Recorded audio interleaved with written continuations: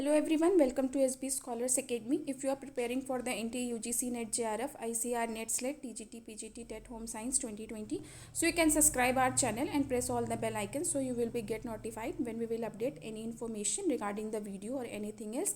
This channel is specially run by the professional expert. If you have any query regarding the study material and live classes, so you can contact us on our mail ID, that is the sbscholarsacademy@gmail.com.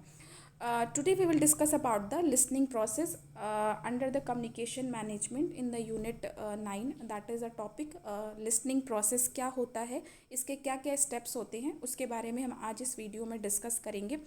Before starting the listening process एक बार हमें ये जानना बहुत ज़रूरी है कि listening होती क्या है, किससे हम लिसनिंग कहते हैं. The process of receiving, constructing meaning from and responding to spoken और non verbal message to hear something with thoughtful attention.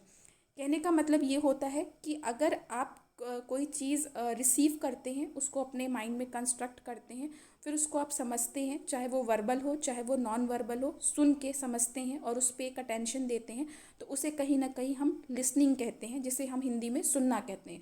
सुनने का कहने का अर्थात मतलब ये होता है कि अगर आपको कोई कुछ कह रहा है शब्दों के द्वारा या बिना शब्दों के द्वारा, तो आप उसको कहीं ना कहीं सुन भी रहे हैं या देख रहे हैं, समझ रहे हैं, और उसके बाद कहीं ना कहीं आप साइकोलॉजिकली अपने माइंड में उसको इंटरप्रिटेट भी कर रहे हैं, समझ रहे हैं कि सामने वाला इंसान आपसे क्या कहना चाहता है.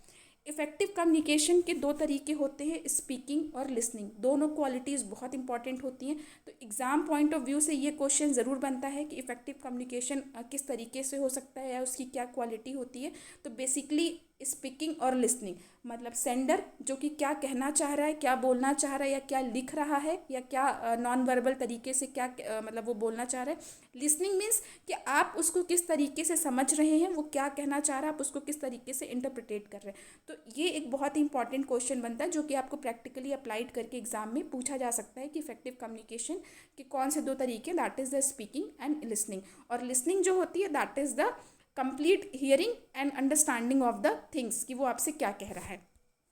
अब अगर हम और आगे बात करें लिसनिंग के बारे में, when you have ears you can hear everything within hearing range but doesn't necessarily mean you understand what you heard. Listening on the other hand is a skill.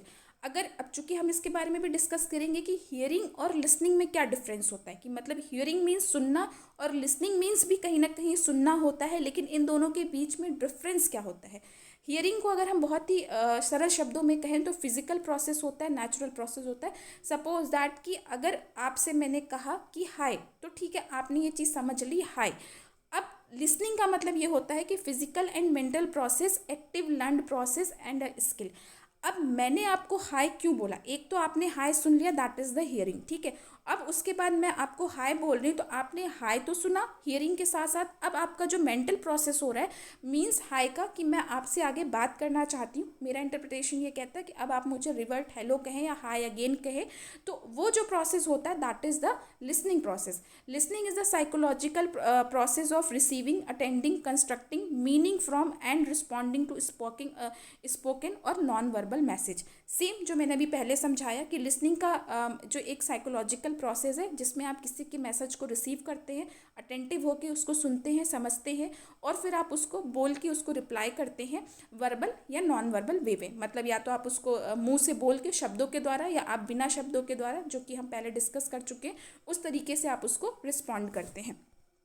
Now अब हम बात करेंगे कि क्या प्रोसेस होता है लिसनिंग का. Listening का जो प्रोसेस होता है बेसिकली 5 उससे होता है, 1 2 3 4 एंड 5. अब ये कौन कौन से 5 प्रोसेस होते हैं. सबसे पहला जो होता है रिसीविंग मीन्स हियरिंग, कि आपको कोई क्या कह रहा है आप उसको सबसे पहले सुने. उसके बाद दूसरा प्रोसेस जो होता है that is the understanding. It means कि लर्निंग, उसको समझें कि वो क्या कहना चाह रहा है या क्या कह रहा है. रिमेंबरिंग मीन्स रिकॉलिंग, कि मतलब उसको आप याद रखें, ऐसा ना हो, क्योंकि माइंड जो होता है, दिमाग जो होता है, उसका ट्रांसमिशन जो होता है, बहुत सारी एक्टिविटी, बहुत सारी चीज़ें फास्ट फॉरवर्ड चलती हैं. तो आप उसको सुने, सबसे पहले तो आप उसको सुने, समझें, फिर उसको याद रखें, फिर इवैल्यूएट करें, उसको जांचें, उसको जज करें कि अब आपको उसके साथ साथ मतलब आप उसको समझें कि वो क्या सही है गलत है। सपोज दैट अगर आपको कोई ऐसे रास्ते चलते हाय बोलता है तो डेफिनेटली आपको रिप्लाई नहीं करना, बिकॉज ही इज़ या शी इज़ अननोन पर्सन, तो आपको इस तरह से रिस्पॉन्ड नहीं करना है। तो आपको वो इवेलुएट भी करना है कि whether you should reply that person और नॉट। लास्ट स्टेप होता है that is the fifth one, responding answering. मतलब आप उसको अब उसके मैसेज के अकॉर्डिंग उसको रिस्पॉन्ड करें और आंसर करें। ये बेसिकली 5 स्टेप्स होते हैं जो आपको एग्ज़ाम्स में स्पेशली पूछे जा सकते हैं। इसमें क्वेश्चंस इस तरीके से बन सकता है कि एक तो ये क्वेश्चन आ सकता है कि कौन कौन से 5 स्टेप्स होते हैं, तो आपको ये पहले नेम याद करने पड़ेंगे, that is the receiving, understanding, remembering, evaluating and responding. तो ये 5 स्टेजेस होते हैं, इसको वो चेंज करके भी दे सकते हैं। इसके साथ साथ जैसे सबसे पहले कौन सा स्टेप आता है, सबसे पहले रिसीविंग आता है, फिर उसके बाद अंडरस्टैंडिंग आता है, फिर उसके बाद रिमेंबरिंग आता है। तो इसका जो सीक्वेंस है आपको वो भी ध्यान रखना है कि कहाँ से स्टार्ट होता है, कहाँ से एंड होता है। तो जो कि मैंने आपको बता दिया, number 1, number 2, number 3, number 4 and number 5। तो आप इसको इस स्टेप वाइज से नोट डाउन करके याद कर सकते हैं। अब हम 1 बाय 1 डिस्कस करेंगे।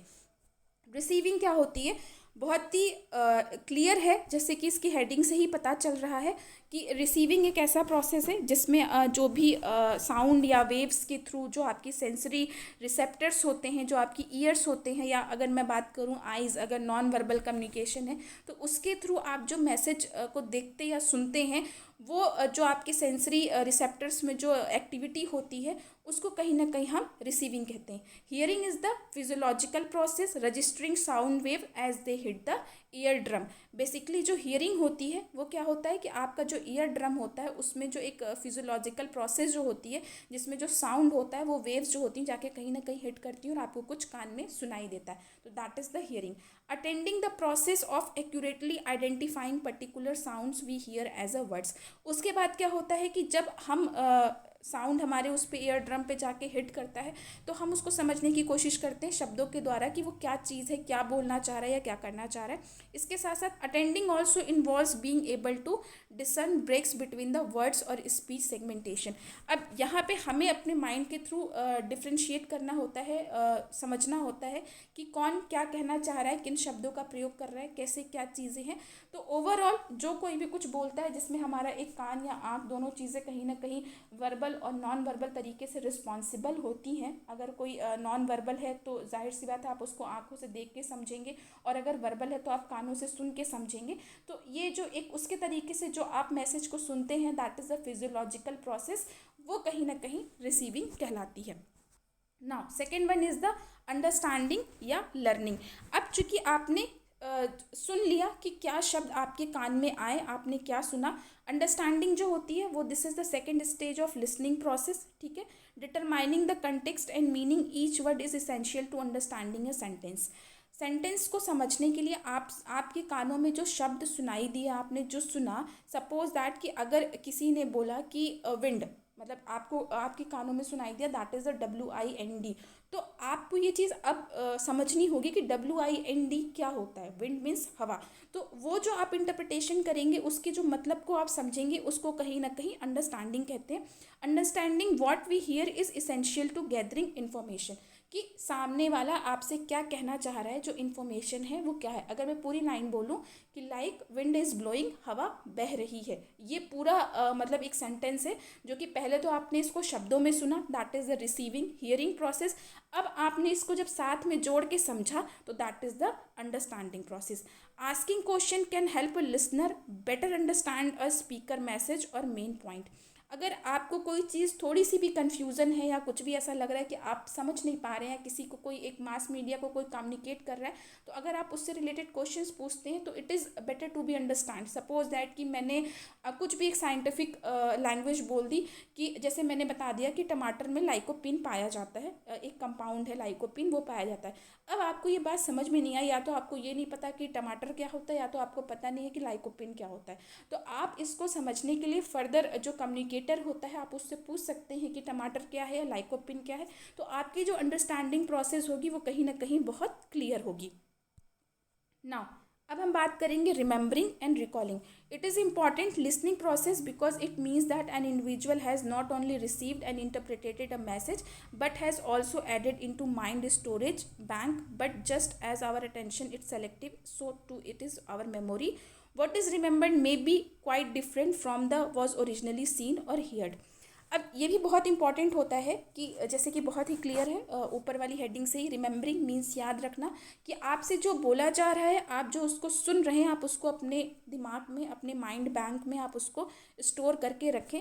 ऐसा ज़रूरी नहीं होता है कि आप जो सुने आप उसी तरीके से उसको दिमाग में रखें, क्योंकि कई बार जैसे फॉर एन एग्जांपल कि अगर कोई टीचर किसी स्टूडेंट को पढ़ाता है तो वो जिस लैंग्वेज में पढ़ाता है बच्चा उसको सेम एज इट इज़ तो स्टोर नहीं कर सकता, बट हाँ उससे रिलेटेड कंसेप्ट को वो ज़रूर समझ के अपने माइंड में उसको रख सकता है, स्टोर कर सकता है. तो सेम एज इट इज़ अगर आप उसको रिसीव कर रहे हैं, अंडरस्टैंड कर रहे हैं, तो डेफिनेटली आप उसको कहीं ना कहीं रिकॉल या रिमेंबर भी कर सकते हैं. नाउ इवैल्यूएटिंग, जजिंग मतलब किसी को अब जांचना, समझना, परखना कि कहाँ तक कोई चीज़ सही है या गलत है. It consist of judging a message in some way. At time you may try to evaluate the speaker underlining intention और motives. Often this evaluation process gone on without much conscious awareness. Suppose that जो कि अभी एक recent अभी मैंने आपको recently बताया just previous slides में कि जैसे अगर हम बहुत आज के टाइम पर ट्रेंड एग्जाम्पल लें सोशल मीडिया, कि बहुत सारे लोग ऐसे मैसेज फॉरवर्ड कर देते हैं. तो आपने मैसेज रिसीव किया, आपने देखा, आपने पढ़ा, आपने सुना, आपने समझा. नाउ इवैल्यूएट कि मतलब ये कहाँ तक सही है, कहाँ तक गलत है. मतलब ये बहुत, चाहे आपको उसके बारे में बहुत ज़्यादा पता हो ना पता हो, लेकिन अगर आप ये चीज़ जान रहे हैं कि कहीं ना कहीं आजकल ह्यूमर्स बहुत उड़ती हैं, गलत मैसेजेस बहुत ट्रेंड करते हैं. Now this is the process of listening कि आप उसको इवैल्यूएट करें, क्योंकि आप अपने माइंड में जो लिसनिंग प्रोसेस के थ्रू रख रहे हैं it should be in a very right manner. मतलब वो सही होना चाहिए, गलत इन्फॉर्मेशन आपके माइंड में कहीं ना कहीं स्टोर नहीं होनी चाहिए. तो इवैल्यूएशन करना बहुत ज़रूरी है. सपोज दैट कि अगर कोई एकदम से कह दे कि इंडिया में कोरोना के केसेस वो जो है 1 करोड़ पार हो गए हैं, तो ये कहीं ना कहीं एक बहुत ही फेक न्यूज़ मतलब प्रिटेंड होती है. तो for that purpose you can cross check to the communicator, और जो भी आपसे मतलब स्पीकर है जो आपसे कांटेक्ट कर रहा है, तो you can ask a question to the speaker और कम्युनिकेटर कि whether it is a right information और not. If it is a right information then please explain me how it is right, from where you gather this information. So this is a very important thing कि आप जो भी चीज़ें सुनते हैं, समझते हैं, अपने दिमाग में रखते हैं, आप उसको इवैल्यूएट भी करें कि कहाँ तक ये चीज़ें जो हैं वो सही है. और इस तरह के क्वेश्चंस एग्जाम में पूछे भी जा सकते हैं, लाइक कोई सिचुएशन बेस्ड आपको दे दिया जाए और उस पर फिर आपको पूछा जाए कि अब जो लिसनर है या जो स्पीकर है उसको क्या करना चाहिए, कैसे वो करे. तो ये सारी चीज़ें जो होती हैं बहुत इंपॉर्टेंट होती हैं कि स्पीकर को भी इस चीज़ को ध्यान में रखे और लिसनर भी इस चीज़ को ध्यान रखे, क्योंकि लिसनिंग का बहुत ही इंपॉर्टेंट पार्ट है. तो ये जो कोऑर्डिनेशन है वो मेंटेन होना चाहिए. And the last one is that the responding या answering. Now this stage requires that the receiver complete the process through verbal और non-verbal feedback. रिस्पॉन्डिंग को हम फीडबैक मेथड के थ्रू भी कह सकते हैं कि फीडबैक देना is also a responding.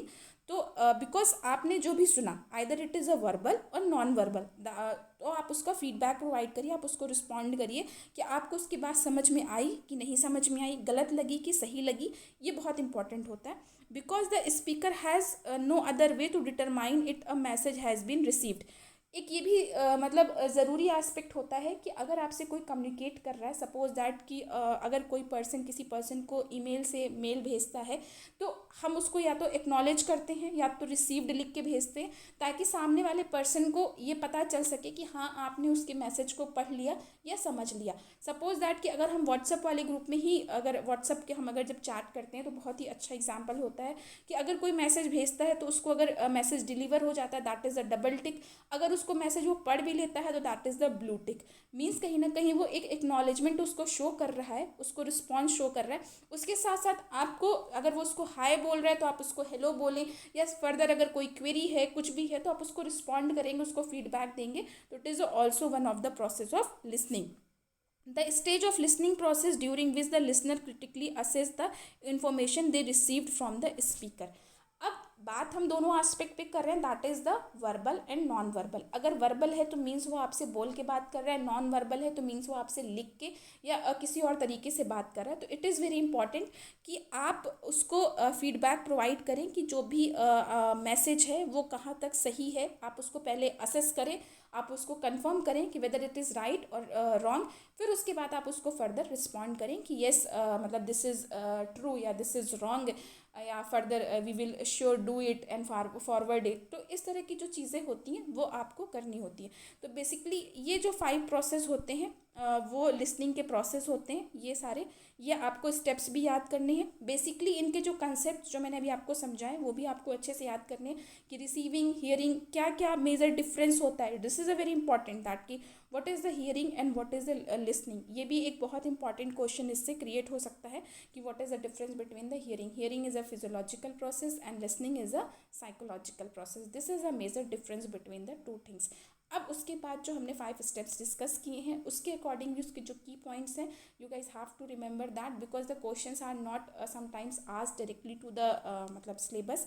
So you have to prepare your mind in that way कि अगर आपसे कोई प्रैक्टिकल क्वेश्चंस भी पूछे जाते हैं तो you are ready to answer that questions. Thank you so much for listening. If you have any query or any questions, you can write on the comment box and also can message on the our mail ID, that is the sbscholarsacademy@gmail.com. Thank you.